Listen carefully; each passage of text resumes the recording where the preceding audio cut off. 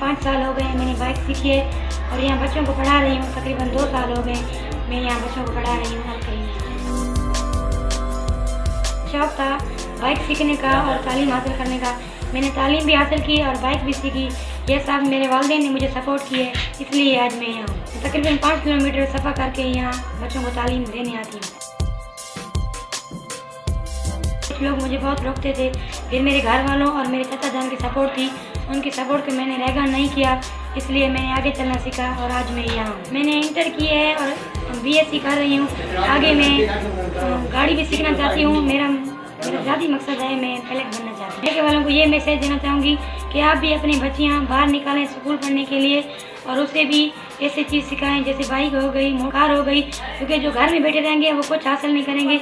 बाहर निकलें, मेहनत करें, पढ़ें और आगे बढ़ें।